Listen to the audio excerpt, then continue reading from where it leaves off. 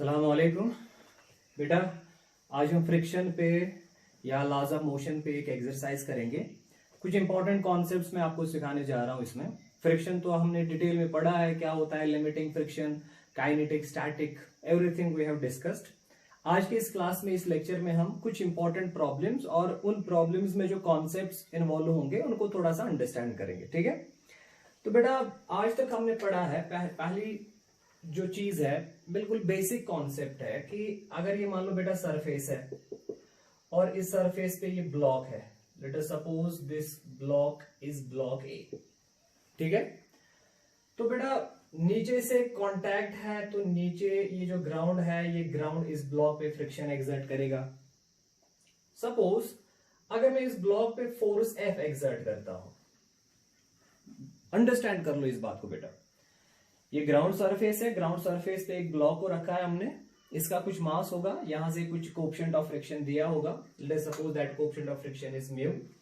अब चाहे ये स्टैटिक कोएफिशिएंट हो या काइनेटिक हो, दोनों हम कभी हमें किसी प्रॉब्लम में दोनों का वैल्यू जो है वो सेम दिया होता है, and let us assume this is coefficient of friction. अब चाहे फिर आपको काइनेटिक चाहिए या स्टैटिक चाहिए, we are taking both values as same. फिलहाल ये वाली प्रॉब्लम है बेटा। सबसे पहली बात है कि इस ब्लॉक को इस सरफेस पे स्लाइड करने के लिए ये जो फोर्स है ना F, this should be greater than limiting friction. ये तो पढ़ा है हमने। पहली condition, if you want this block to slide over this surface, then this applied force this should be greater than limiting friction. ये limiting friction से इस applied force का वैल्यू ज्यादा होना चाहिए, क्योंकि हमने पढ़ा है कि जब आप फोर्स एक्सर्ट करोगे ये ब्लॉक तब तक मूव नहीं होगा जब तक कि ये वाला अप्लाइड फोर्स लिमिटिंग फ्रिक्शन का जो वैल्यू है उससे ज्यादा होगा।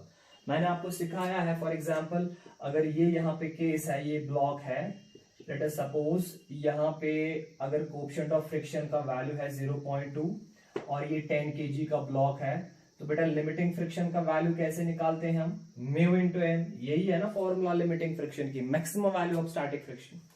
सो म्यू का वैल्यू है 0.2 इंटू यहाँ पे नॉर्मल रिएक्शन, ये नॉर्मल रिएक्शन, ये mg, यहाँ पे नॉर्मल रिएक्शन mg के बराबर होगी। सो m का जो वैल्यू है दैट इज 10 और g का भी वैल्यू है 10। सो 10 10 100 इंटू 0.2 इज 20। सो यहाँ पे बेटा जो लिमिटिंग फ्रिक्शन का वैल्यू है ना वो 20 न्यूटन है। इसका क्या मतलब है? इसका मतलब है कि अगर आप चाहते हो कि ये ब्लॉक, इस ब्लॉक को मैं स्लाइड करूं, ये ब्लॉक इस ग्राउंड सरफेस पे स्लिप करे, तो ये जो फोर्स है ना, ये अप्लाइड फोर्स, इसका वैल्यू कम से कम इस 20 न्यूटन से ज्यादा होना चाहिए। क्योंकि अगर इसका वैल्यू 20 न्यूटन से कम होगा, इस पे जो फ्रिक्शनल फोर्स एक्सर्ट करेगा वो स्टैटिक फ्रिक्शन होगा, और स्टैटिक फ्रिक्शन सेल्फ एडजस्टेबल होता है। अगर आप 10 न्यूटन फोर्स अप्लाई करेंगे तो स्टैटिक फ्रिक्शन भी 10 न्यूटन होगा। अगर आप 15 न्यूटन फोर्स एक्सर्ट करेंगे, स्टैटिक फ्रिक्शन भी 15 होगा। अगर आप 20 न्यूटन फोर्स एक्सर्ट करेंगे, इस अप्लाइड फोर्स का वैल्यू 20 न्यूटन होगा, तो स्टैटिक फ्रिक्शन का भी वैल्यू 20 होगा।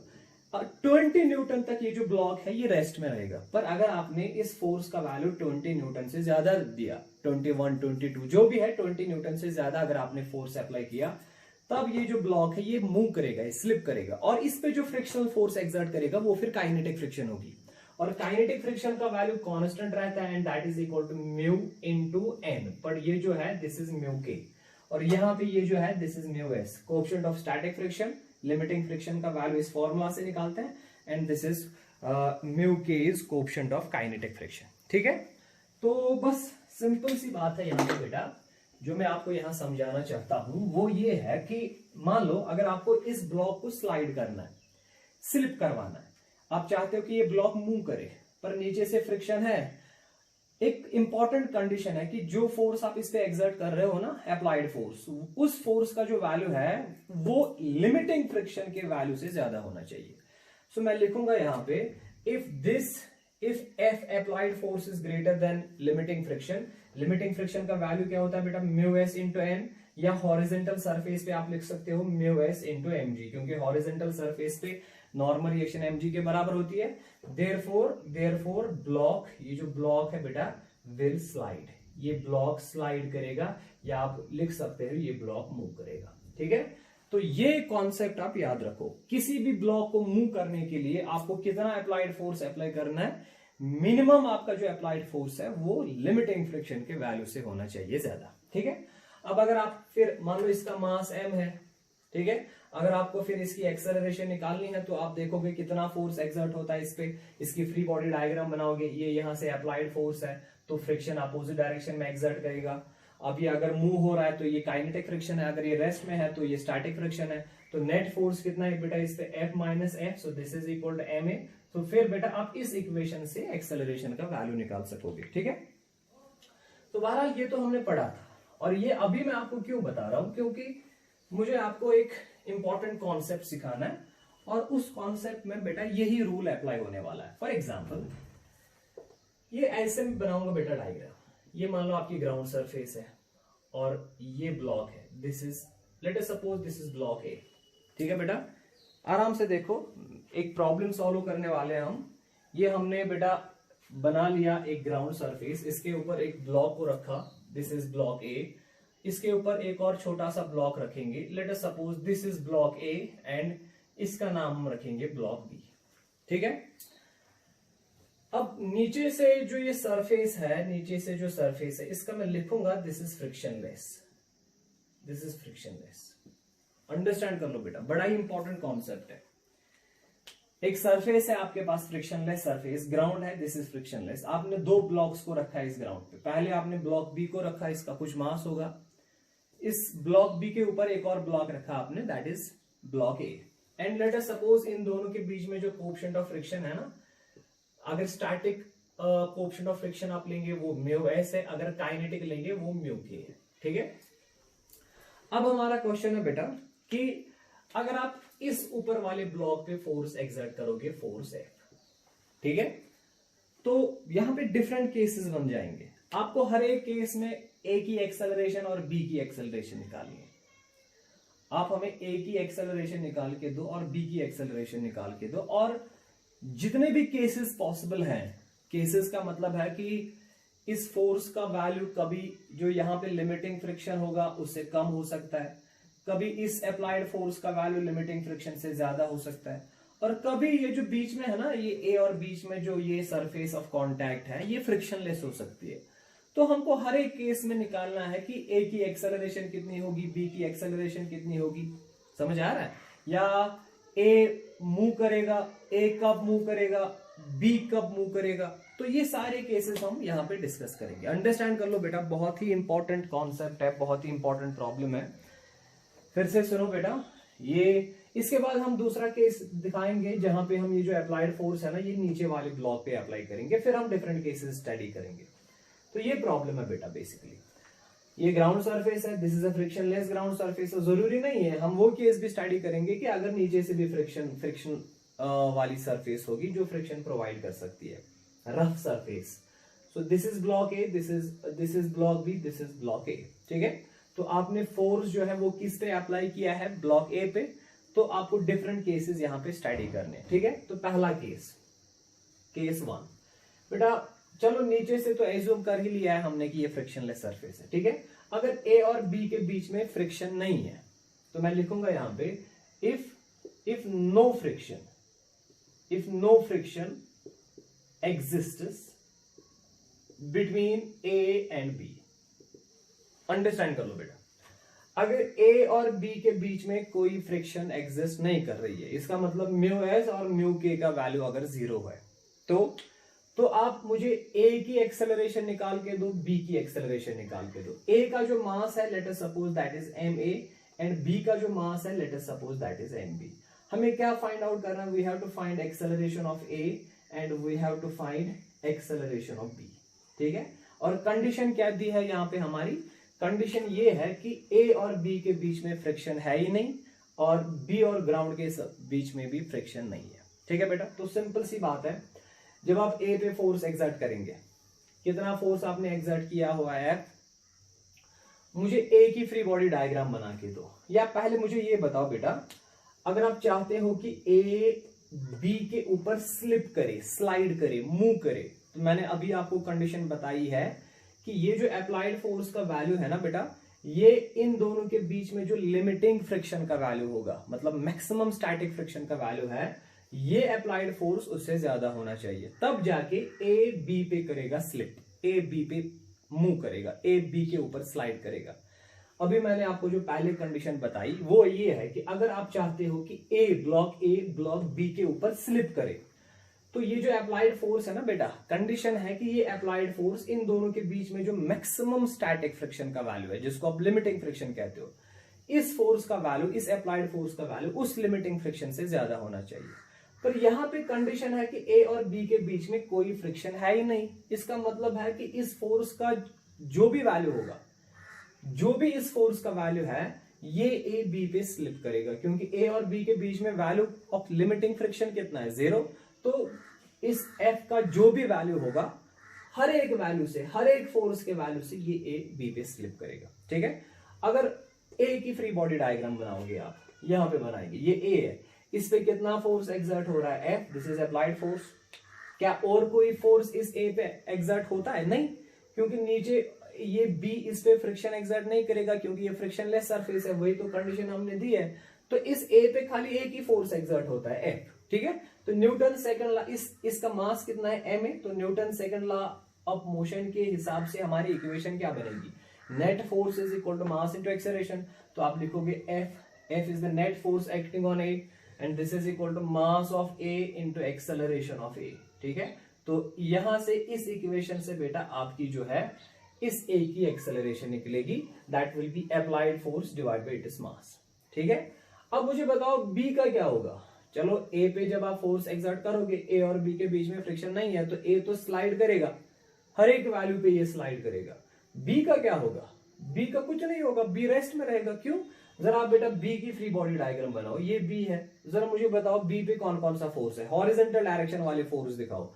क्या ए बी पे कोई फोर्स एक्सर्ट करेगा हॉरिजॉन्टल डायरेक्शन में? नहीं, फ्रिक्शन है, हॉरिजॉन्टल डायरेक्शन में तो फ्रिक्शन एक्सर्ट करता, पर ए और बी के बीच में तो फ्रिक्शन नहीं है, क्योंकि वही तो हमने ये केस वही लिया है। तो क्या नीचे से कोई फोर्स एक्सर्ट होगा? नहीं, नीचे से भी फ्रिक्शनलेस, ऊपर से भी फ्रिक्शनलेस। तो ए पे बी पे जो नेट फोर्स है वो 0 है। अगर बी पे नेट फोर्स बेटा 0 है, तो according to second law of motion acceleration of B will also be 0। ठीक है, तो ये हमारा था पहला केस। क्या था पहला केस? अगर ए और बी के बीच में फ्रिक्शन नहीं है, आप फोर्स ए पे एक्सर्ट करोगे, ए मूव करेगा with an acceleration that is given by force divided by mass of A. और बी का क्या होगा? B will remain at rest. ठीक है, यहां पे एक और चीज आपको बताऊंगा बेटा, एक और चीज आपको यहां पे सिखाने जा रहा हूं, वो ये है कि मान लो अगर बी की जो लेंथ है, या यहां से यहां तक जो डिस्टेंस है, let us suppose that is S, ये डिस्टेंस एस है।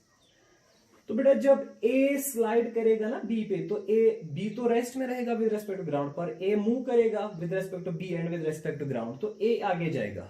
कितना टाइम लगेगा इस ए को नीचे गिरने में? क्योंकि ए आगे जाएगा, ये जो ए है ये ब्लॉक, जब इस पे फोर्स एक्सर्ट हो गई, एक्सेलरेट करेगा, आगे जाके गिरेगा। कितने टाइम के बाद ये गिरेगा? तो बेटा रिलेटिव मोशन का कॉन्सेप्ट है, यहां पे आप इन दोनों के बीच में जो रिलेटिव एक्सेलरेशन है वो कितनी है, so acceleration of A with respect to B हमने पढ़ा है ये, so that is equal to acceleration of A minus acceleration of B. अब बी की एक्सेलरेशन 0 है। ठीक है, अब यहां से यहां तक कितनी डिस्टेंस ट्रेवल करनी है, एस। तो बेटा काइनेमेटिक्स की इक्वेशन है, total distance covered is equal to ut plus 1/2 at square. पर ये हम रिलेटिव मोशन के कॉन्सेप्ट से ये इक्वेशन यूज कर रहे हैं। इसका मतलब है this u is the relative velocity of a with respect to b, initial velocity of a with respect to b, this a is the acceleration of a with respect to b। अब यहाँ पे initial velocity 0 है, तो s का value आएगा बेटा 1/2 at square, यही आएगा ना बेटा। तो t, what is this a? ये जो a है ना बेटा यहाँ पे, this is a b, this is relative acceleration of a with respect to b।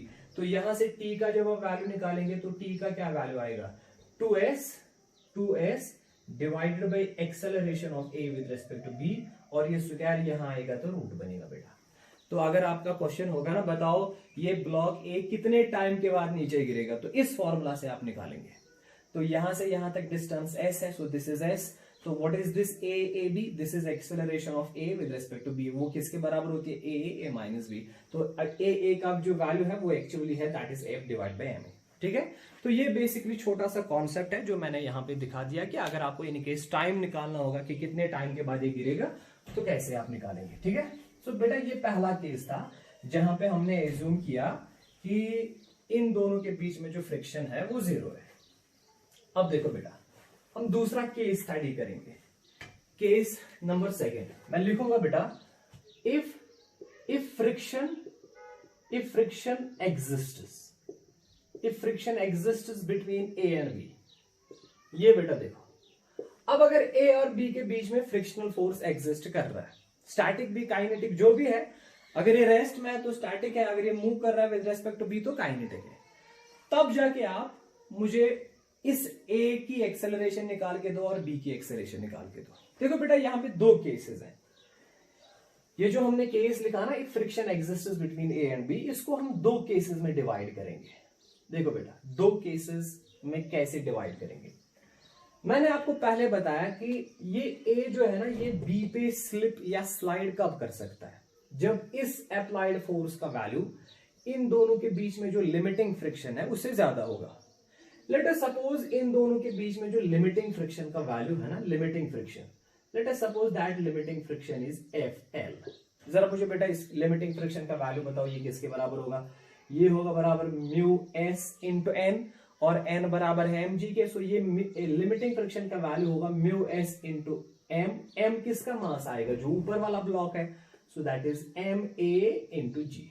ये बेटा लिमिटिंग फ्रिक्शन का वैल्यू। अब आराम से देखो इसको, देखो बेटा तो ए और बी में कितना मैक्सिमम फ्रिक्शनल फोर्स एक्सर्ट हो सकता है, that is called limiting friction, और उसका वैल्यू हमने निकाला म्यू एस इंटू एन। अब हमने पढ़ा, मैंने डायरेक्टली लिखा, एन के बदले मैंने mg लिखा, पर किसका मास? हमेशा मास ऊपर वाले ब्लॉक्स का होता है। अगर एक ही ब्लॉक यहां आपको फ्रिक्शन निकालना है तो ऊपर वाला ब्लॉक आएगा, अगर यहां पे निकालना आपको फ्रिक्शन कितना होगा तो इस ब्लॉक का भी मास आएगा, इस ब्लॉक का भी मास आएगा। जो सरफेस है उसके ऊपर जितना भी मास होगा सारा मास आता है इक्वेशन में। ठीक है। तो अब यहाँ पे ये वाली सरफेस है, इसलिए हमने मास ब्लॉक ए का लिया। तो बेटा एक कंडीशन है कि अगर ये अप्लाइड फोर्स इस वाले लिमिटिंग फ्रिक्शन से ज्यादा है तो ये ए स्लिप करेगा ओवर बी, तो इस पे जो फ्रिक्शनल फोर्स एक्सर्ट होगा वो काइनेटिक फ्रिक्शन होगा। अब अगर ये अप्लाइड फोर्स इस लिमिटिंग फ्रिक्शन से कम है या इक्वल है, तब जाके ए और बी जो है इनकी बीच में जो रिलेटिव मोशन है वो 0 होगी, या आप कह सकते हैं कि ए बी के ऊपर स्लिप या स्लाइड नहीं करेगा। अगर ए बी के ऊपर स्लिप या स्लाइड नहीं करेगा, इसका मतलब है ए और बी जो है ये इकट्ठे मूव करेंगे। इकट्ठे क्यों मूव करेंगे? देखो यहां तो ए बी के ऊपर स्लिप नहीं कर सकता क्योंकि इस फोर्स का वैल्यू इस लिमिटिंग फ्रिक्शन से कम है, पर यहां नीचे से फ्रिक्शन नहीं है ना, तो इसका मतलब है इस सारे सिस्टम पे जब ये फोर्स अप्लाई होगा तो ये सारा सिस्टम इकट्ठे मूव करेगा। तो यहां पे स्लिप करने के लिए कंडीशन है कि ये एफ फिर ज्यादा होना चाहिए इससे लिमिटिंग फ्रिक्शन से। अब अगर ये कम है तो यहां पे कांटेक्ट लॉस नहीं होगा, ये इकट्ठे मूव करेगा। ठीक है। तो 2 केसेस हैं बेटा। पहला केस है कि अगर ये if this applied force is less और इक्वल टू लिमिटिंग फ्रिक्शन। ठीक है। तो दूसरा केस है कि अगर ये अप्लाइड फोर्स ग्रेटर देन है लिमिटिंग फ्रिक्शन। तो बताओ बेटा अगर ये अप्लाइड फोर्स लिमिटिंग फ्रिक्शन से कम है या इक्वल है तो ए बी के ऊपर स्लिप नहीं करेगा। अगर ए बी के ऊपर स्लिप नहीं करेगा तो इसका मतलब है ए और बी जो है ये इकट्ठे मूव करेंगे। ठीक है। तो मैं यहां लिखूंगा therefore A will not slide over B. ठीक है। ए बी के ऊपर स्लाइड नहीं करेगा। अब जब ए बी के ऊपर स्लाइड नहीं करेगा तो फिर क्या होगा? क्या सारा सिस्टम रेस्ट में रहेगा? नहीं, क्योंकि नीचे से फ्रिक्शन नहीं है ना। जब आप ए को फोर्स एक्सर्ट कर रहे हो, ए बी को छोड़ नहीं रहा है, फिर क्या होगा? ए और बी इकट्ठे मूव करेंगे क्योंकि नीचे से फ्रिक्शन लेस सरफेस है। ये जो नीचे से सरफेस है दिस इज फ्रिक्शन लेस।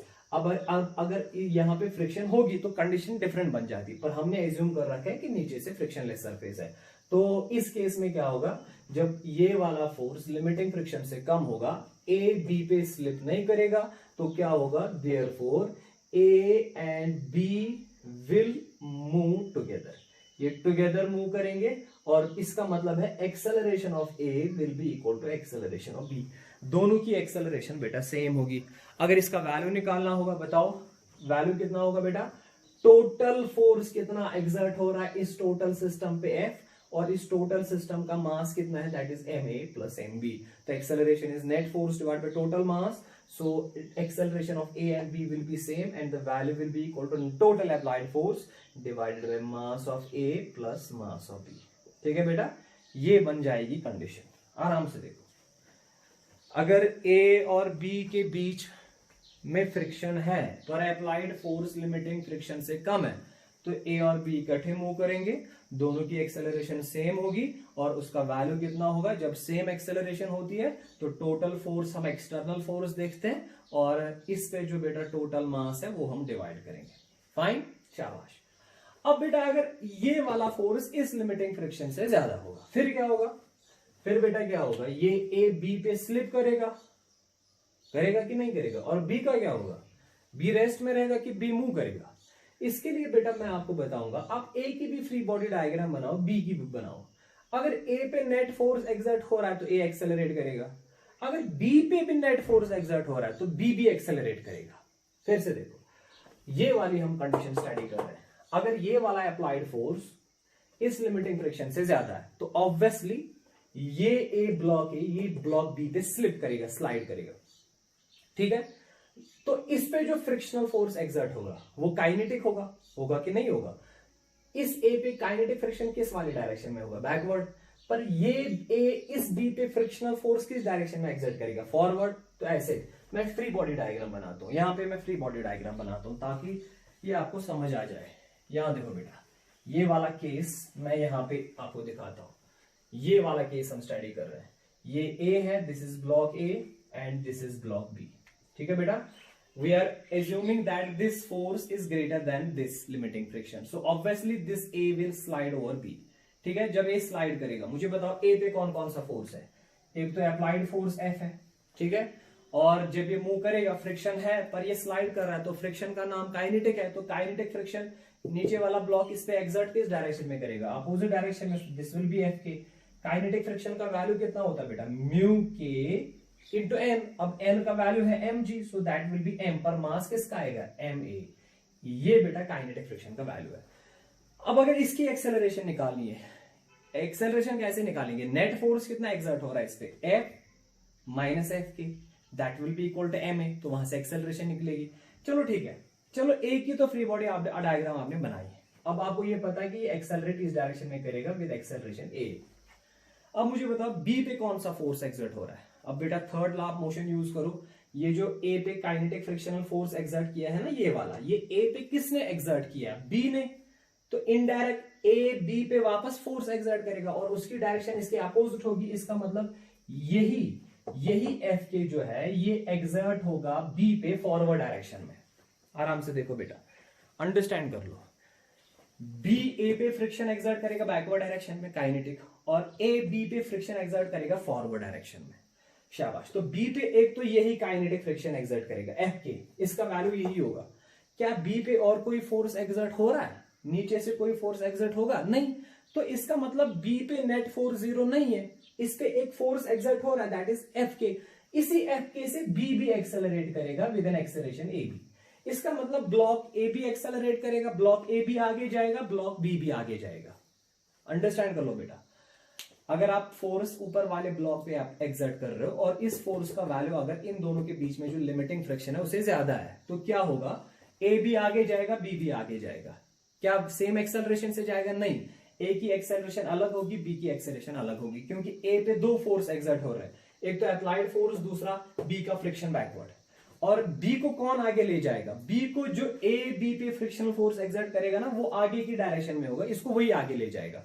जरा यहाँ पे एक्सेलरेशन, यहाँ पे Newton second law of motion use कर लो. नेट फोर्स कितना है बेटा, F minus F K, this is equal to mass of A into acceleration of A.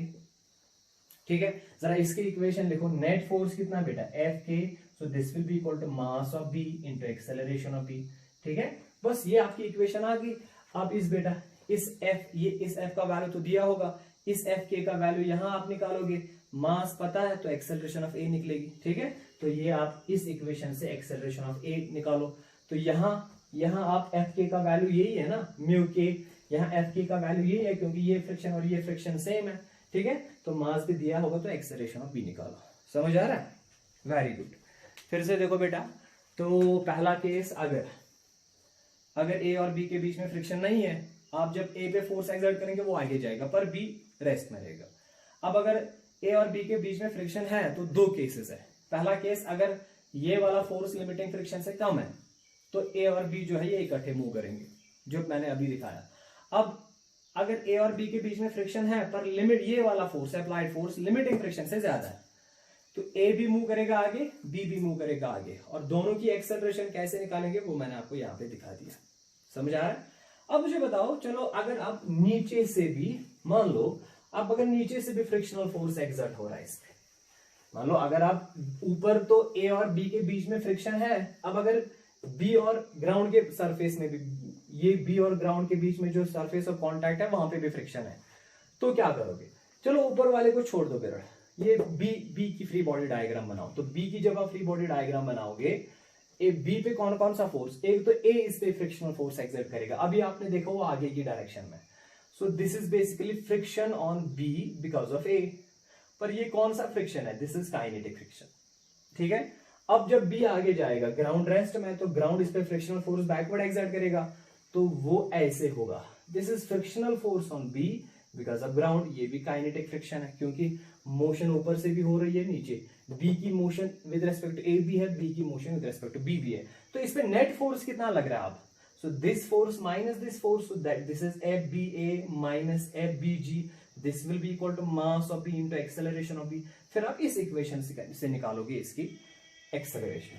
ठीक है बेटा, तो डरना नहीं है, यहाँ पे कॉन्सेप्ट यूज करना है, फ्रिक्शन का कॉन्सेप्ट यूज करना है, बेसिक लॉज ऑफ मोशन में जो आपने कॉन्सेप्ट्स अंडरस्टैंड किए उनको अप्लाई कर लो तो आपका आंसर आएगा। ठीक है, शाबाश। अब देखो बेटा, आई होप कि ये आपको समझ में आ गया होगा। अब देखो बेटा, अगर ऐसे होगा, यही वाली डायग्राम, यही वाला क्वेश्चन अगर हम ऐसे सॉल्व करेंगे, फॉर एग्जाम्पल ये ग्राउंड सरफेस है, ये ब्लॉक है, दिस इज ब्लॉक बी और दिस इज ब्लॉक ए।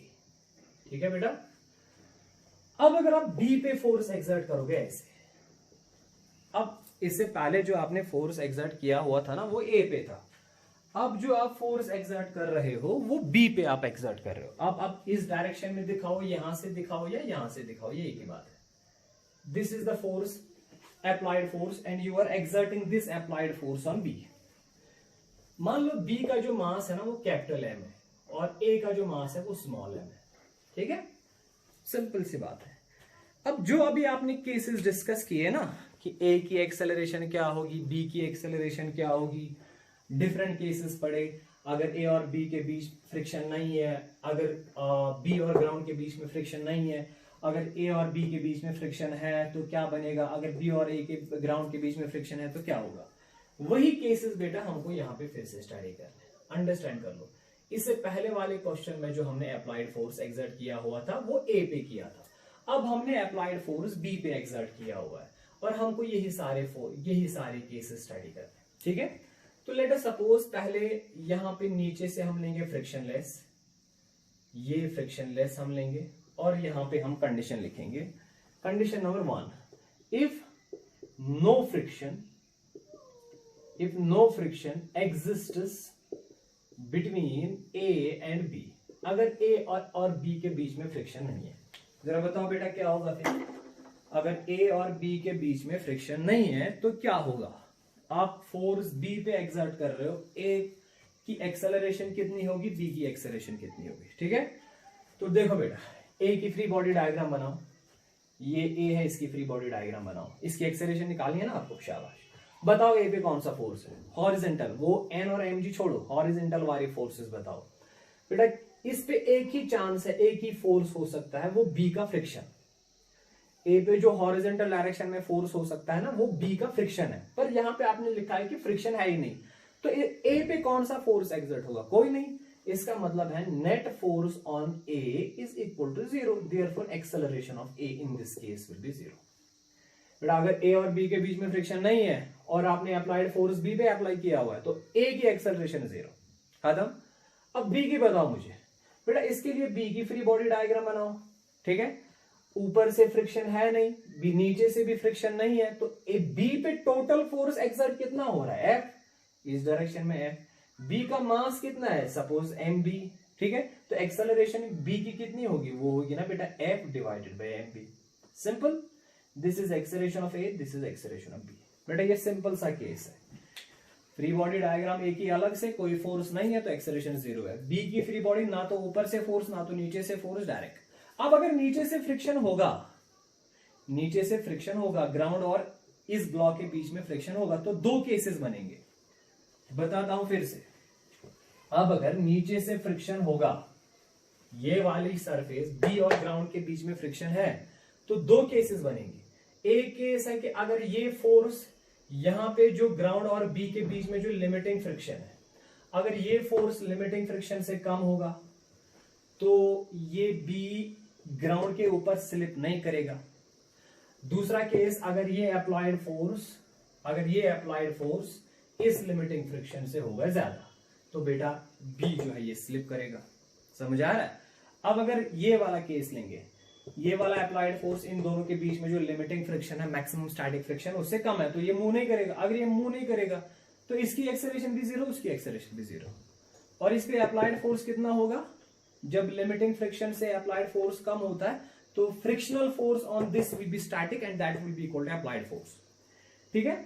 इस वाले केस में इसकी एक्सेलरेशन भी 0, इसकी एक्सेलरेशन भी 0। अब अगर ये वाला केस है आपके पास, ये जो अप्लाइड फोर्स है ये इस वाले लिमिटिंग फ्रिक्शन से ज्यादा है, तो ये स्लिप करेगा बेटा, इस पे कोई फोर्स एक्सर्ट हो रहा है नहीं, तो इसकी एक्सेलरेशन 0 होगी, पर ये स्लिप करेगा। इसकी जब फ्री बॉडी डायग्राम बनाएंगे उस केस में बी की एक तो अप्लाइड फोर्स है इस डायरेक्शन में, अब जब ये इसके ऊपर स्लिप करेगा तो इस पे जो काइनेटिक फ्रिक्शन ग्राउंड एक्सर्ट करेगा वो बैकवर्ड डायरेक्शन में होगा, दैट विल बी एफ के। इस एफ के का वैल्यू क्या होगा बेटा, म्यू इंटू एन, और पर ये होगा म्यू के, सो म्यू के ऐसे आएगा, एन के बदले आएगा ना एम जी, पर एम कौन सा आएगा, इस ब्लॉक का मास और इस ब्लॉक का मास सारा आएगा, सो वो आएगा बेटा M A plus M B into G, ठीक है। तो नेट फोर्स कितना होगा इस पे, F minus F K, that will be equal to M A, तो वहां से आप एक्सेलरेशन के वैल्यू निकालो, ठीक है, शाबाश। तो बेटा ये था कि अगर इन दोनों के बीच में फ्रिक्शनल फोर्स नहीं है, फिर से देखो, अगर इन दोनों के बीच में फ्रिक्शनल फोर्स नहीं है तो ये होगा। अब अगर फ्रिक्शन है, अब अगर ए और बी के बीच में फ्रिक्शन है और नीचे से फ्रिक्शनल लेस है, देखो बेटा मैं लिखूंगा if friction exists between A and B, बेटा ये बड़ा ही इंपॉर्टेंट केस है। यहां से मैं एक आपको कंडीशन डिराइव करके देता हूं, उसको आप फिर याद रखो, वो बहुत सारे केसेस में आप यूज कर सकते हो और बहुत सारी प्रॉब्लम्स उससे जल्दी जल्दी सॉल्व होंगी। देखो बेटा अगर ए और बी के बीच में फ्रिक्शन है और बी और ग्राउंड जो है दिस इज फ्रिक्शनलेस, नीचे से फ्रिक्शन नहीं है, ठीक है बेटा। अब यहां पे दो केसेस है, यहां पे दो केसेस है, क्योंकि आप फोर्स बी पे एक्सर्ट कर रहे हो तो बी तो ग्राउंड पे स्लिप करेगा ही करेगा, बी तो किसी भी हालत में मूव करेगा, क्योंकि बी को जो रोकने वाला है ना वो ग्राउंड का फ्रिक्शन होता, पर ग्राउंड फ्रिक्शनलेस है, तो इस एफ का कोई भी कुछ भी वैल्यू हो, ये जो बी है ये मूव करेगा। तो बी की मोशन के लिए कंडीशन नहीं है, कंडीशन है ए और बी के बीच में जो मोशन होगी। बेटा अगर ये इस एफ का एक पर्टिकुलर वैल्यू है, उस वैल्यू से बी तो मूव करेगा, और जब बी मूव करेगा, ए और बी के बीच में फ्रिक्शन है, तो बी के साथ साथ ए भी मूव कर सकता है। इसका मतलब है कि ए और बी एक साथ मूव करेंगे, ए और बी की एक्सेलरेशन सेम होगी।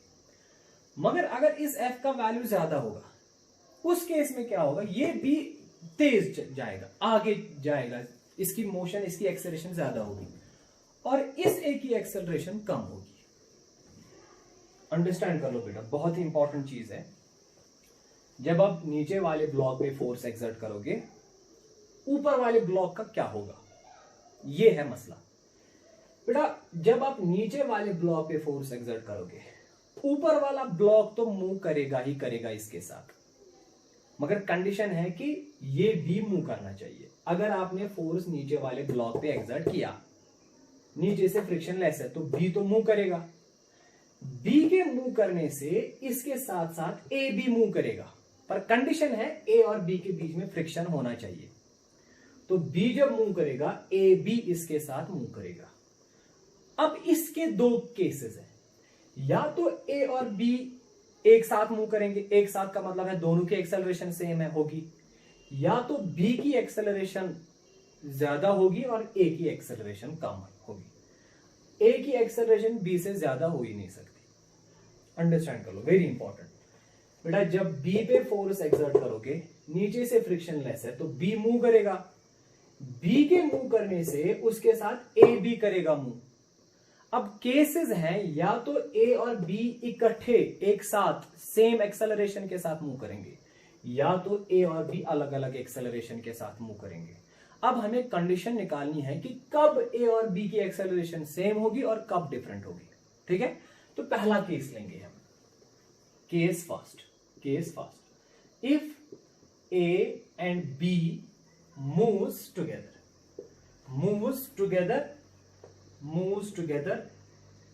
with same acceleration. अगर ए और बी एक साथ मूव करेंगे सेम एक्सेलरेशन के साथ, ठीक है, तो बेटा उस एक्सेलरेशन का वैल्यू कैसे निकालेंगे? Acceleration will be equal to net force divide by total mass. तो टोटल फोर्स कितना एक्सर्ट होता है? एफ। अगर आप दोनों के एक ही सिस्टम ट्रीट करेंगे तो टोटल फोर्स एफ एक्सर्ट होता है, टोटल मास कितना आएगा? M A M B. तो दोनों की एक्सेलरेशन सेम होगी, क्योंकि आपने केस लिखा है ना, if A and B moves together with same acceleration, so common acceleration will be equal to total force that is applied force F divided by mass of A plus mass of B. ठीक है बेटा, शाबाश। अब देखो, अब मुझे बताओ, नीचे से फ्रिक्शन लेस है, अलग अलग फ्री बॉडी डायग्राम बनाओ। ए की अलग फ्री बॉडी डायग्राम बनाओ, बी की अलग फ्री बॉडी डायग्राम बनाओ। ए की एक्सेलरेशन ये है, बी की भी एक्सेलरेशन ये है। अब मुझे बताओ ए पे कितना फोर्स होगा और बी पे कितना फोर्स होगा, बड़ा इंपॉर्टेंट है। देखो बेटा, अगर आप बनाओगे बी की फ्री बॉडी डायग्राम, ठीक है, बी की फ्री बॉडी डायग्राम बनाओगे, तो यहां पे बनाऊंगा मैं, चलो यहां पे बनाता हूं। ये बी की फ्री बॉडी डायग्राम है। बताओ बी पे कौन कौन सा फोर्स है? एक तो अप्लाइड फोर्स है F, this is applied force, ठीक है। नीचे से फ्रिक्शन होगा बी पे एक्सर्ट? नहीं, क्योंकि फ्रिक्शन लेस है। ऊपर से होगा एक्सर्ट बी पे? हाँ बेटा होगा एक्सर्ट। पर देखो बेटा, अब अगर ए बी पे फ्रिक्शन एक्सर्ट, क्योंकि ए और बी के बीच में फ्रिक्शन है तो फ्रिक्शन एक्सर्ट करेगा, ठीक है। तो कितना फ्रिक्शन बी पे एक्सर्ट करेगा ए? अंडरस्टैंड कर लो बेटा, this is very important, very interesting. तो देखो बेटा, बहुत अच्छे से अंडरस्टैंड कर लो। मैंने आपको कहा कि जब बी पे आप फोर्स एक्सर्ट करोगे ना, नीचे से फ्रिक्शन लेस है, तो बी तो मूव करेगा, बी के साथ साथ ए भी मूव करेगा। अब केस फर्स्ट हमने लिया है, या तो बी और ए इकट्ठे मूव करेंगे विद सेम एक्सेलरेशन। इसका क्या मतलब है? टेक्निकली इसका मतलब है कि ए बी के ऊपर स्लाइड नहीं करेगा बेटा। जब ए और बी की एक्सेलरेशन सेम होगी तो ए जहां पे खड़ा है बी के ऊपर वहीं पे रहेगा ना, तो इसका मतलब ए बी के ऊपर स्लाइड नहीं करेगा। दूसरा केस है, अगर ए और बी की एक्सेलरेशन डिफरेंट है, वो कब पॉसिबल है? जब ए बी के ऊपर स्लाइड करेगा, तब इसकी अलग एक्सेलरेशन, दूसरी इसकी अलग एक्सेलरेशन। यहां पे मैं लिखता हूं बेटा, if A and B moves together with same acceleration, therefore इसका क्या मतलब है? A will not slide over B. This is very important. A B के ऊपर स्लाइड नहीं करेगा। इसका मतलब है कि ए और बी के बीच में जो लिमिटिंग फ्रिक्शन है, ए और बी के बीच में जो लिमिटिंग फ्रिक्शन है, उसका वैल्यू किस फोर्स से कम है? उस वाले फोर्स से जो ए पे एक्सर्ट हो रहा है। इसके लिए हम ए पे फोर्स निकालेंगे, ठीक है। जरा मुझे बताओ बी पे कौन सा फोर्स एक्सर्ट हो रहा है? बी की फ्री बॉडी डायग्राम यहां पे बनाएंगे, ए की फ्री बॉडी डायग्राम यहां पे बनाएंगे, ठीक है बेटा। जब ए पे देखो कौन कौन सा फोर्स एक्सर्ट होगा, जब बी आगे जाएगा, ठीक है, तो ए पे जो फ्रिक्शनल फोर्स लगेगा ना बी का, बी जो फ्रिक्शनल फोर्स ए पे एक्सर्ट करेगा वो ए पे फॉरवर्ड डायरेक्शन में होगा। अंडरस्टैंड कर लो, ये मैंने आपको सिखाया कि बी खुद मोशन में है, तो ये जब उस पे फ्रिक्शनल फोर्स एक्सर्ट करेगा तो बी चाहेगा ए भी मोशन में आ जाए, तो ए को मोशन में लाने के लिए इस पे जो फ्रिक्शन होगा वो आगे की डायरेक्शन में होगा, ठीक है। तो ए पे जो फ्रिक्शनल फोर्स एक्सर्ट होगा वो आगे की डायरेक्शन में होगा ए, ठीक है बेटा। ये कौन सा फ्रिक्शन है, ये इस पे जो फ्रिक्शन एक्सर्ट हो रहा है ये स्टैटिक है कि काइनेटिक? स्टैटिक। अंडरस्टैंड कर लो बेटा, बी इसके रेस्पेक्ट में मूव कर रहा है, ए और बी के बीच में जो मोशन है ना रिलेटिव मोशन वो तो जीरो है। यहां से देखो ना, A and B moves together with same acceleration, इसका मतलब relative motion of A with respect to B is zero. पर बी के ऊपर टेंडेंसी है ना मूव करने की, बी पे फोर्स एक्सर्ट हो रहा है ना, कितना फोर्स इस पे एक्सर्ट हो रहा है, दैट इज ए, ये फोर्स इस पे एक्सर्ट हो रहा है, और ये फ्रिक्शन इस पे कौन एक्सर्ट कर रहा है, बी। इसी फ्रिक्शन की वजह से तो ये आगे जा रहा है आगे। यहां देखो बेटा, अगर ये गाड़ी है, ये गाड़ी है, इस गाड़ी पे एक ब्लॉक है, बॉक्सा है, ये गाड़ी अगर आगे जा रही है एक्सेलरेट कर रही है, या ये इस ब्लॉक पे जो फ्रिक्शन एक्सर्ट होगा ना ये वाले सरफेस का, वो किस डायरेक्शन में होगा? अंडरस्टैंड कर लो बेटा, जब गाड़ी आगे जाएगी, नीचे से सरफेस आगे जा रही है, तो ये सरफेस चाहेगी ना ऊपर वाला बॉक्सा भी आगे जाए, तो ये नीचे वाली सरफेस जो ऊपर इस बॉक्से पे जो फ्रिक्शनल फोर्स एक्सर्ट करेगी वो आगे की डायरेक्शन में होगी। समझ आ रहा है? यही केस यहाँ है ना, नीचे से जो ब्लॉक है ये आगे जा रहा है, इसके जो ऊपर ब्लॉक है वो ए है, बी जब ए पे फ्रिक्शनल फोर्स एक्सर्ट करेगा वो आगे की डायरेक्शन में होगा, और उसका वैल्यू हमने रखा है, ठीक है, शाबाश। तो जरा बेटा बी पे कौन कौन सा फोर्स अब एक्सर्ट करेगा, इसकी फ्री बॉडी डायग्राम बनाओ। इस पे एक तो अप्लाइड फोर्स, दूसरा इसने इस पे एफ एक्सर्ट फोर्स किया था, अब ए बी पे एक फोर्स एक्सर्ट करेगा वो उल्टे डायरेक्शन में होगा, दिस विल बी ए, ठीक है बेटा।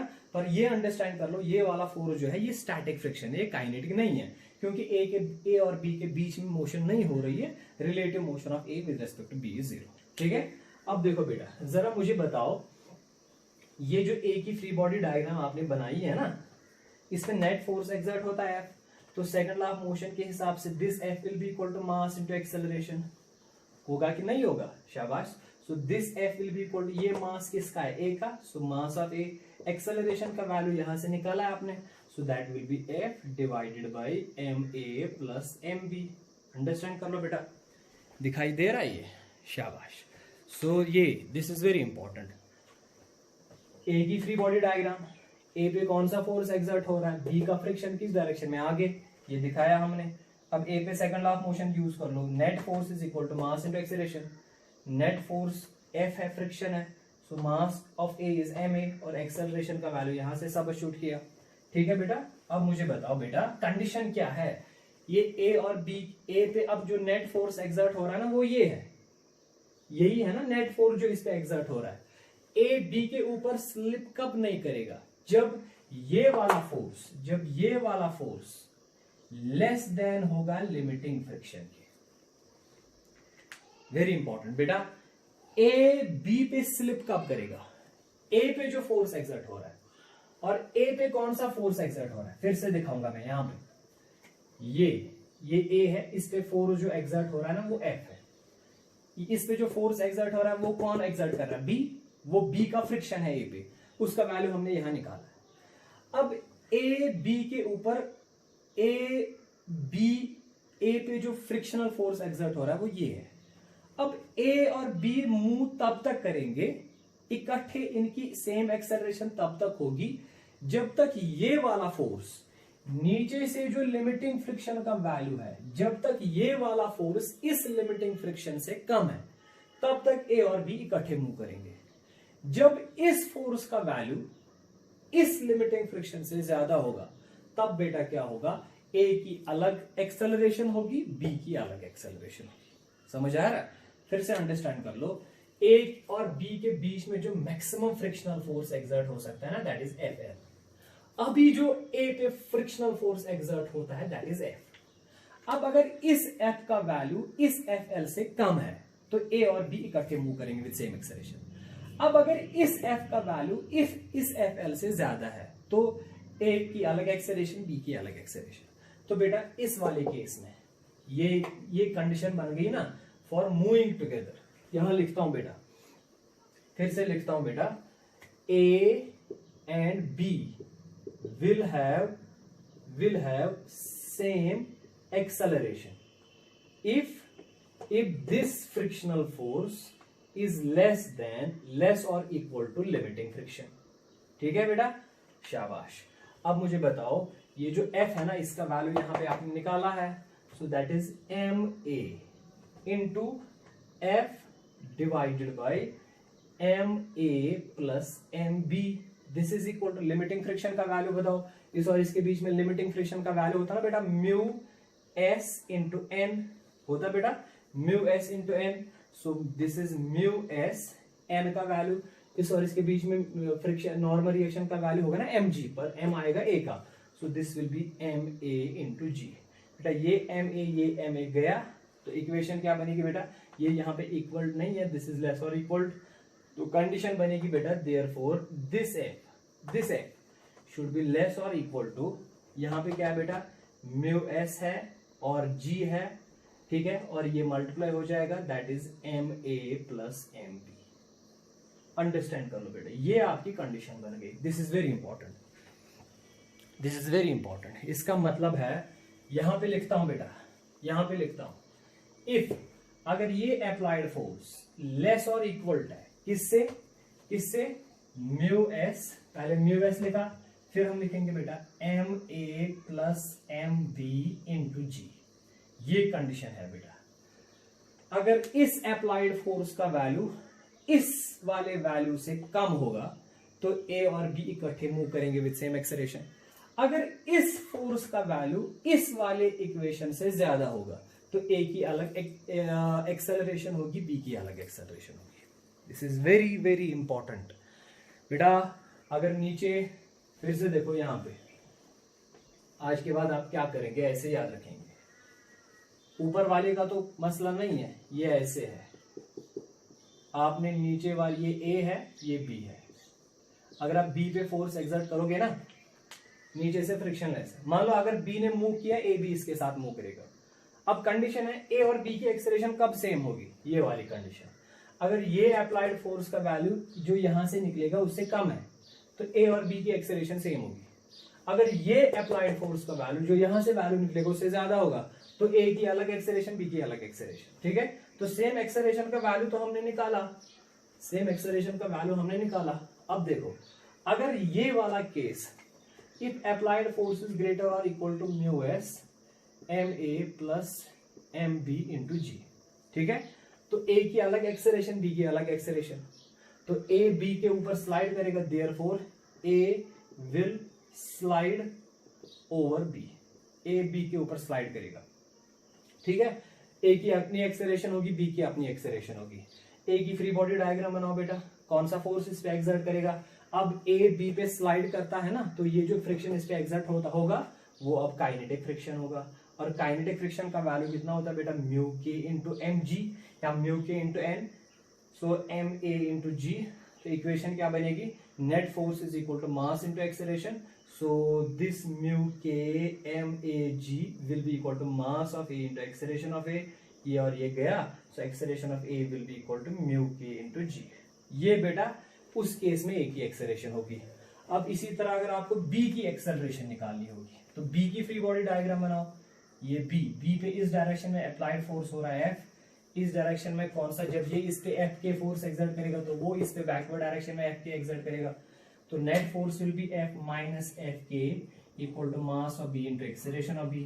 ठीक है, ये F का वैल्यू पता होगा, एफ के का वैल्यू ये आप सब्स्टिट्यूट कर लो, म्यू के एम ए एम जी। ठीक है, तो वहां से आप एक्सेलरेशन ऑफ बी का वैल्यू निकाल सकोगे। समझ आ रहा है बेटा। अब अगर नीचे से भी फ्रिक्शन होगी ना, नीचे से भी, तो यहाँ पे एक और फ्रिक्शन आएगी इस डायरेक्शन में, वो ग्राउंड की होगी, friction on B because of ground. I hope कि वो अब आपको आएगा, वो चीजें अब आप खुद कर सकते हो। चलो मैं आपको एस सी वर्मा के कुछ प्रॉब्लम सॉल्व करके देता हूं। अब देखो बेटा, ये एस सी वर्मा का क्वेश्चन है। This is a question from friction and this is question number 23 of S C Verma. ये एस सी वर्मा का क्वेश्चन नंबर 23 है। जो मैंने आपको कॉन्सेप्ट सिखाया ना, उसी कॉन्सेप्ट से हम इसको सॉल्व करेंगे। ठीक है, तो बेटा देखो, पहले मैं क्वेश्चन आपको समझाता हूं। यहां पे आपको 10 न्यूटन का फोर्स एक्सर्ट करना है, ऐसे अप्लाइड फोर्स। मान लो ये F है, इस F का वैल्यू 10 न्यूटन है। पहले ये F ये फोर्स आप ऊपर वाले ब्लॉक पे एक्सर्ट करेंगे। ये बेटा ग्राउंड सरफेस है, ग्राउंड सरफेस के ऊपर 3 ब्लॉक्स हैं, ये 7 kg वाला ब्लॉक, ये 3 kg वाला ब्लॉक, ये 2 kg वाला ब्लॉक। 7 kg वाले ब्लॉक और ग्राउंड के बीच में जो फ्रिक्शन कोएफिशिएंट का वैल्यू है वो 0 है। इसका मतलब है नीचे से ये फ्रिक्शन लेस है। 7 और 3 kg के बीच में जो कोएफिशिएंट ऑफ फ्रिक्शन का वैल्यू है वो 0.3 है। 3 और 2 kg के बीच में जो कोएफिशिएंट ऑफ फ्रिक्शन का वैल्यू है वो 0.2 है। अब आपका क्वेश्चन है कि अगर आप ये F applied force 2 kg Newton पे 2 kg ब्लॉक पे एक्सर्ट करेंगे, अब 2, 3 और 7 kg तीनों ब्लॉक्स की एक्सेलरेशन निकाल के दो। सपोज 2 kg की ब्लॉक, ये जो 2 kg का ब्लॉक है इसकी एक्सेलरेशन है a1, इसका वैल्यू निकालना है। 3 kg ब्लॉक की एक्सेलरेशन है a2, इसका वैल्यू निकालना है। 7 kg ब्लॉक की एक्सेलरेशन है a3, इसका वैल्यू निकालना है। अप्लाइड फोर्स किस पे आप एक्सर्ट करेंगे? 2 kg पे कितना? 10। So this F is actually 10 Newton. अगर आप 10 न्यूटन का फोर्स 2 kg ब्लॉक पे एक्सर्ट करेंगे, तीनों ब्लॉक्स की एक्सेलरेशन निकाल के दो। इसी तरह फिर दूसरे केस में अगर आप ये 10 न्यूटन का फोर्स 3 kg ब्लॉक पे एक्सर्ट करोगे, ये फोर्स यहां पे एक्सर्ट करोगे, उस केस में भी तीनों ब्लॉक्स की एक्सेलरेशन निकाल के दो। फिर तीसरा केस है कि अगर ये अप्लाइड फोर्स नीचे वाले ब्लॉक पे आप एक्सर्ट करोगे 7 kg, उस केस में तीनों ब्लॉक्स की एक्सेलरेशन निकाल के दो। अंडरस्टैंड कर लो बेटा, ये बड़ा ही इंपॉर्टेंट क्वेश्चन है कि 3 ब्लॉक्स दिए हुए हैं, पहले आपको फोर्स ऊपर वाले ब्लॉक पे एक्सर्ट करना है, तीनों की एक्सेलरेशन निकालनी है, फिर बीच वाले ब्लॉक पे करना है एक्सर्ट, फिर तीनों की एक्सेलरेशन, उसके बाद लास्ट नीचे वाले ब्लॉक पे एक्सर्ट करना है और सबकी एक्सेलरेशन निकालनी है। ठीक है, तो देखो बेटा हम क्या करेंगे, मैंने अभी आपको सिखाया, जब आप ऊपर वाले ब्लॉक पे फोर्स एक्सर्ट करोगे ना, ऊपर वाले ब्लॉक पे फोर्स एक्सर्ट करोगे तो वो मूव होगा कि नहीं होगा, ये डिपेंड है कि इन दोनों के बीच में लिमिटिंग फ्रिक्शन का वैल्यू कितना है। क्योंकि कॉन्सेप्ट यही है ना, अगर ये मान लो सरफेस है, ये ब्लॉक है, अगर आप चाहते हो कि इस ब्लॉक को मैं मूव करूं, अप्लाइड फोर्स है F, तो बेटा ये F इस ब्लॉक को मूव तब कर पाएगा जब यहां पे जो लिमिटिंग फ्रिक्शन का वैल्यू है, ये F इस लिमिटिंग फ्रिक्शन से होना चाहिए ज्यादा। वही जब ये फोर्स आप 2 kg ब्लॉक पे एक्सर्ट करोगे, पहली बात है कि क्या 2 kg block 3 kg block pay slip करेगा? स्लिप करने के लिए आपको इन दोनों के बीच में लिमिटिंग फ्रिक्शन निकालना पड़ेगा। इसी तरह आप यहां पे भी लिमिटिंग फ्रिक्शन निकाल के रखो, यहां पे भी लिमिटिंग फ्रिक्शन निकाल के रखो। ठीक है, जरा 2 और 3 kg के बीच में कितना लिमिटिंग फ्रिक्शन होगा बेटा? FL, वो होगा ना बेटा म्यू इंटू mg। सो म्यू का वैल्यू है बेटा 0.2 इंटू मास आएगा 2 kg 2 और g is 10। So this is 2 to the 4, ये 4 न्यूटन आ गया। सो 2 kg और 3 kg के बीच में जो लिमिटिंग फ्रिक्शन है 4 न्यूटन। जरा 3 और 7 के बीच में लिमिटिंग फ्रिक्शन निकालो। सो वो होगा बेटा म्यू का वैल्यू है 0.3, मास आएगा इसका भी, क्योंकि यहां लिमिटिंग फ्रिक्शन निकालना तो सारा मास ऊपर का आएगा। 3 + 2 is 5 kg into 10। So 5 10s are 50, 50 into 3, so 5 3s are 15। so ये आएगा बेटा आपका, ये आएगा 15 न्यूटन। ठीक है, आराम से इसको देख लो बेटा। इसके बाद देखो बेटा, अब इसी तरह अगर यहां लिमिटिंग फ्रिक्शन निकालोगे, इस और इसके बीच में कोएफिशिएंट ऑफ फ्रिक्शन 0 है, तो फ्रिक्शन का वैल्यू जो है वो भी 0 आएगा। अब देखो बेटा, अब जब आप 2 kg ब्लॉक पे फोर्स एक्सर्ट करोगे तो 2 kg स्लाइड 3 kg के ऊपर कब करेगा? जब इस वाले फोर्स का वैल्यू इस वाले लिमिटिंग फ्रिक्शन से ज्यादा होगा। अब यहां पे दिया हुआ है ये 10 न्यूटन है, ये 4 न्यूटन है, तो obviously applied force is more than limiting friction, तो इसका मतलब है 2 kg ब्लॉक जो है ये 3 kg ब्लॉक पे स्लाइड करेगा। समझ आया ना बेटा? जब आप ऊपर वाले ब्लॉक पे फोर्स एक्सर्ट करोगे तो पहली बात है, क्या 2 kg ब्लॉक मूव करेगा? क्या 2 kg ब्लॉक 3 kg के ऊपर स्लाइड करेगा? कंडीशन है कि अगर अप्लाइड फोर्स लिमिटिंग फ्रिक्शन से, if this applied force is greater than limiting friction, then this block will slide over this. अब अप्लाइड फोर्स है 10, लिमिटिंग फ्रिक्शन है 4, so 10 is greater than 4, therefore इसका मतलब है 2 kg विल स्लाइड ओवर 3। अगर 2 kg 3 के ऊपर स्लाइड करेगा तो 2 kg की एक्सेलरेशन क्या आएगी? उसका हमने एक्सेलरेशन a1 रखा है, तो 2 kg ब्लॉक की फ्री बॉडी डायग्राम बनाओ, ये 2 kg है, अप्लाइड फोर्स है 10 न्यूटन, दिस इज 10 न्यूटन, और नीचे से जो फ्रिक्शन है मैक्सिमम फ्रिक्शनल फोर्स एक्सर्ट होगा दैट इज 4 न्यूटन। अब यहाँ पे कोएफिशिएंट ऑफ काइनेटिक फ्रिक्शन दिया नहीं है, तो हम क्या करेंगे, हम कोएफिशिएंट ऑफ स्टैटिक फ्रिक्शन और कोएफिशिएंट ऑफ काइनेटिक फ्रिक्शन का वैल्यू सेम लेंगे। जब 2 kg ब्लॉक 3 kg पे स्लाइड करेगा तो इस पे जो फ्रिक्शनल फोर्स लगेगा वो बैकवर्ड डायरेक्शन में होगा Fk, तो बेटा इस पे नेट फोर्स कितना आएगा। अब इस Fk का वैल्यू यही आएगा ना जो लिमिटिंग फ्रिक्शन का है, क्योंकि म्यू के और म्यू एस हमने सेम लिया है, सो दिस इज 4 न्यूटन। अब इस पे नेट फोर्स कितना एक्सर्ट हो रहा है, that is 10 - 4, so this is equal to mass into acceleration, so 10 - 4 is 6, मास है 2, so into 8, so acceleration will be 3 metre per second square, so this is A1। तो बेटा इस केस में जो पहली ब्लॉक की एक्सेलरेशन होगी वो होगी 3 मीटर पर सेकंड स्क्वायर। तो अब मुझे बताओ बेटा ब्लॉक सेकंड और ब्लॉक थर्ड की एक्सेलरेशन कितनी होगी। चलो A1 का वैल्यू हमने निकाला, अब A2 और A3 का वैल्यू निकालना है। अब मुझे बताओ बेटा 3 kg पे कितना फोर्स एक्सर्ट, अगर आप 3 kg की फ्री बॉडी डायग्राम बनाओगे, ये 3 kg की फ्री बॉडी डायग्राम है, ठीक है। 3 kg ने 2 kg पे कितना फ्रिक्शन एक्सर्ट किया हुआ था, 4 kg। ये 2 kg की फ्री बॉडी डायग्राम ऐसे थी ना, ये था अप्लाइड फोर्स 10 और फ्रिक्शनल फोर्स था 4 न्यूटन। अब अगर 2 kg पे जो फ्रिक्शनल फोर्स था वो इस डायरेक्शन में 4 न्यूटन था, वो किसने एक्सर्ट किया, 3। अब 2 3 पे एक्सर्ट करेगा ना वापस इस डायरेक्शन में 4 न्यूटन, करेगा कि नहीं करेगा, शाबाश शाबाश बेटा। अब 3 पे जो अप्लाइड फोर्स है वो 4 न्यूटन है, and this applied force is basically the friction on 3 which is exerting on it by 2 kg। अब 3 kg 7 kg पे स्लाइड कर सकता है कि नहीं कर सकता है। 3 kg पे जो फोर्स एक्सर्ट हो रहा है, जो इसको स्लाइड करवाने की कोशिश कर रहा है वो 4 है, पर नीचे से जो मैक्सिमम लिमिटिंग फ्रिक्शन है वो बेटा दिया है 15, तो इसका मतलब 4 इज लेस देन 15, तो इसका मतलब है 3 kg 7 kg ब्लॉक पे स्लाइड नहीं करेगा। फिर से देखो, पहले 2 kg और 3 kg में लिमिटिंग फ्रिक्शन था 4 न्यूटन। जब आपने 2 kg पे 10 न्यूटन फोर्स एक्सर्ट किया, 10 न्यूटन फोर्स से ज्यादा है तो 2 स्लाइड करेगा।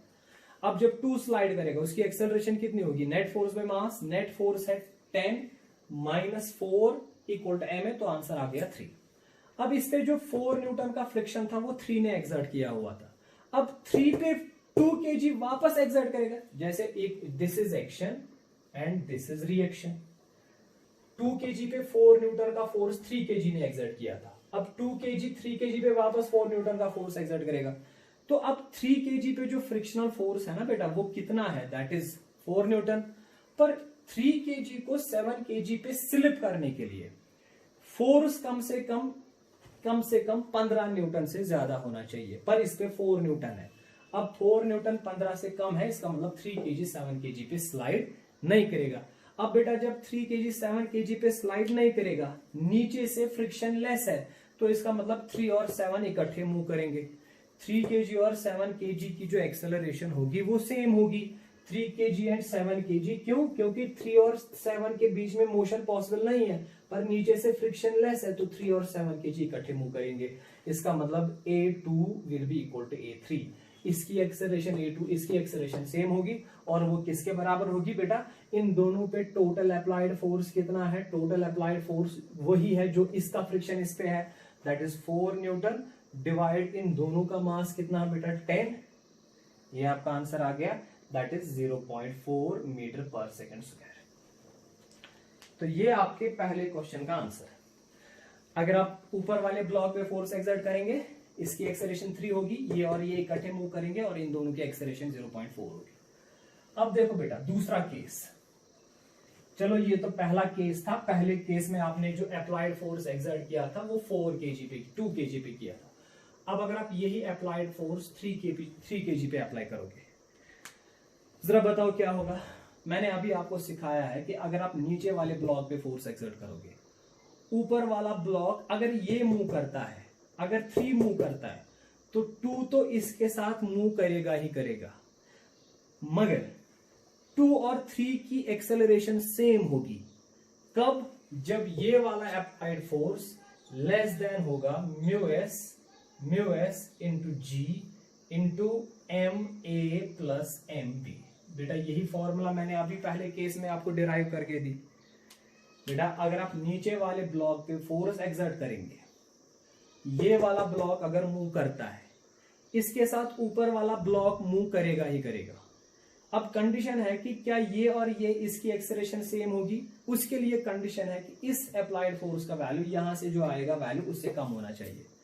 जरा हम इसका वैल्यू निकालेंगे, इसका म्यू एस, यहां पे ये वाला कोएफिशिएंट लेना, ये वाला फ्रिक्शन लेना, ठीक है।